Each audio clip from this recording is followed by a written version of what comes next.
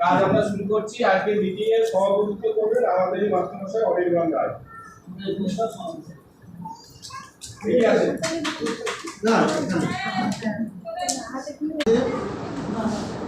ভারপ্রাপ্ত শিক্ষক প্রদীপ কুমার দাস তারা মনোযোগ দিয়ে কথাগুলো শুনবেন, তাদের যা বলার জানান, চুপ থাকে, প্রয়োজনীয় আলোচনা সভায় সেই হিসাবে যা